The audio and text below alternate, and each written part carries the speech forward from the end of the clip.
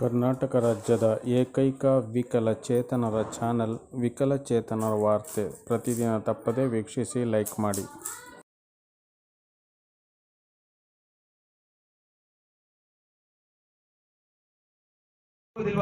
ನೋಡಿ, ನಾನು ಇಷ್ಟೇ ಪ್ರಶ್ನೆ ಕೇಳೋದು, ನೀವು ಹೊಸದಾಗಿ ಪೋಸ್ಟಿಂಗ್ ಮಾಡ್ತಾ ಇರೋದು, ನಿಮ್ಗೆ ಅವರಿಗೆ ಲಕ್ಷ 1.5 ಲಕ್ಷ ಕೊಡ್ಲಿ 2 ಅಲ್ಲ 5 ಲಕ್ಷ ಕೊಡಿ.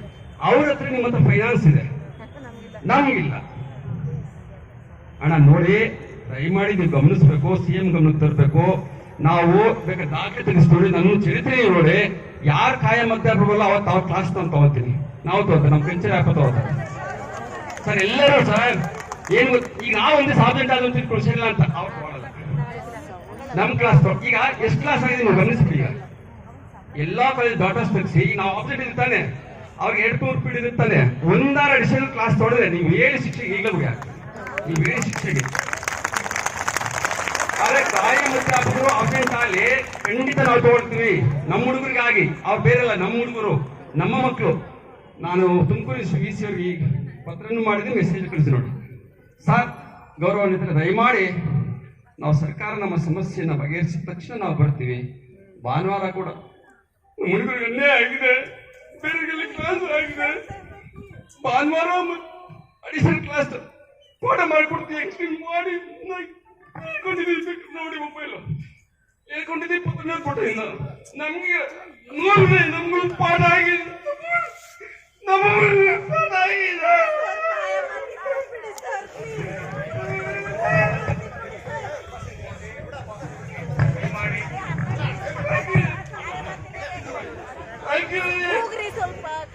ನಿಜವಾಗ್ಲೂ ಇದು ಅತ್ಯಂತ ಅಮಾನವೀಯ. ನೀವು ಗಮನಿಸಿ, ಯಾರೇ ಸೈಕಾಲಜಿಸ್ಟ್ ಕೇಳಿ, ಅತ್ಯಂತ ಅಮಾನವೀಯ. ಇದು ಜೀತ ಪದ್ಧತಿ, ನೋಡಿ, ಇದು ಶೋಷಣೆ. ಯಾಕೆ ಅವ್ರಿಗೆ ಅರ್ಥ ಆಗಲ್ಲ?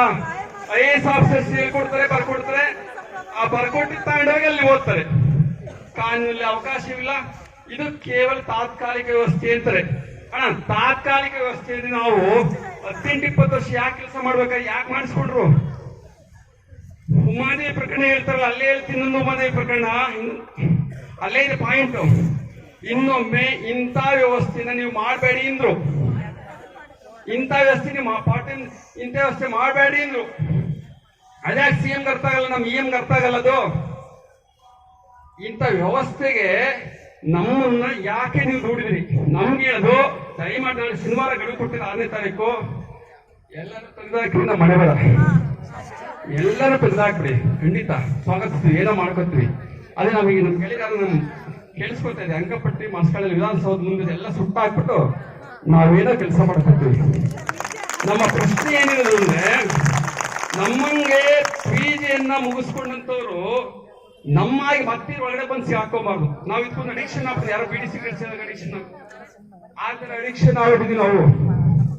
ಅಡಿಕ್ಷನ್ ಆಗ್ಬಿಟ್ಟು ಇದು ಒಳಗಡೆ ಸೇರ್ಕೊಂಡಿದ್ವಿ. ನಮ್ಗೆ ಖಂಡಿತ ನನ್ನಂತವ್ರಿಗೆ ಪಾಠ ಮಾಡಿದ್ರೆ ಬಹಳ ಖುಷಿ ಇದೆ, ಬಹಳ ಖುಷಿ ಇದೆ. ನಮ್ಮ ಮಕ್ಳದ್ದು ನಾವು ಒಂದು 30-40 ಇಲ್ಲ, ಅದಕ್ಕೆ ಅರ್ಥ 20-50 ಅಷ್ಟು ಮನೆ ಕಟ್ಸ್ಕೊಳಕ್ಕೂ ಸೈಡ್ ತೊಡಕು ಹಾಲ್ ನಿಜ.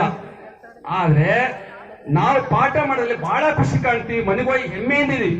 ಎಷ್ಟೋ ಯೋಜಿಸಿದ ನಾನು ಐ ಫ್ಯಾಮಿಲಿ ಬಹಳ ಖುಷಿ ಆಗಿದೆ. ಫ್ಯಾಮಿಲಿ ಸಂಬಳ ಎಷ್ಟೇ ಕೊಡಿ, ಇನ್ನೂ ಕಮ್ಮಿ ಕೊಟ್ಬಿಡಿ, ಖುಷಿ ಆಯ್ತು. ಆದ್ರೆ ಏನ್ ನೋವಪ್ಪ ಅಂದ್ರೆ, ಯಾಕೆ ನಮ್ಗೆ ಅನ್ಯಾಯ ಮಾಡ್ತಾರೆ ನೋಡಿ. ತಾರತಮ್ಯ, ಅಗಾಧವಾದ ತಾರತಮ್ಯ ಅಲ್ವಾ? ಅಗಾಧವಾದ ತಾರತಮ್ಯ ಅಲ್ವಾ ಅಣ್ಣ? ಯಾಕೆ ನೀವು ತರಬಾರ್ದು? ಈಗ ನೀವು 2 ಪಾಯಿಂಟ್ಸ್ ಮಾಡಿಸ್ಲಿಕ್ಕೆ ನೀವು ರೆಡಿ ಇದೆ, ಅಥವಾ CM ರೆಡಿ ಇರ್ಬೋದು. ಅರೆ, ಇದೆಲ್ಲ ನ್ಯಾಯ ಅಲ್ವಾ? ಹಾಗಾದ್ರೆ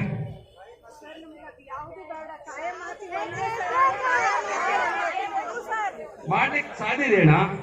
ಕಾಯಂ ಆಗೋರು ಕೂಡ ನಮ್ಗೆ ಸೇವಾ ವೃತ್ತಿ ಯಾಕೆ ಕೊಡ್ಲಿಕ್ಕೆ ಆಗಲ್ಲ? ದಯಮಾಡಿ ತಾವು ಮಾನ್ಯ ಮುಖ್ಯಮಂತ್ರಿಗಳು